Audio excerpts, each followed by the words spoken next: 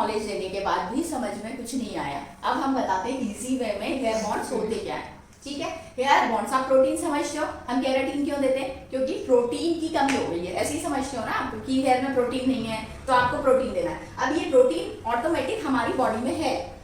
ठीक, अगर ये प्रोटीन हेयर में प्रोटीन की चेन जो चल रही है उनको जो जोड़ता है, कनेक्ट करता है, बोलते हैं प्रोटीन बॉन्ड। मतलब प्रोटीन को जोड़ने का जो काम कर रहा है वो होता है बॉन्ड। अब बॉन्ड 3 टाइप के होते हैं। इजी वे में अगर हम समझें तो इजी वे में, सिंपल वे में अगर हम समझें, टेम्परेरी हम आयनिंग करते हैं।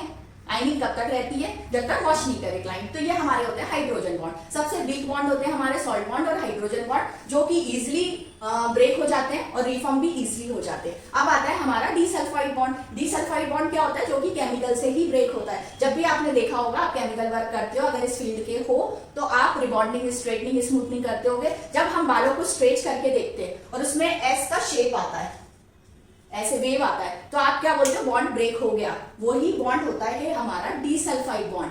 अब ये किससे ब्रेक हो रहा है? केमिकल से ब्रेक हो रहा है। बस आपको तीनों चीजों में से इतना ही समझना है। डिसल्फाइड बॉन्ड सबसे स्ट्रॉन्ग बॉन्ड है और ये दोनों bond, salt bond, hydrogen bond, सबसे वीक बॉन्ड है। तो आप डिसल्फाइड बॉन्ड पे केमिकल वर्क करते हो और इन दोनों पे टेम्परेरी वर्क करते हो। That's all.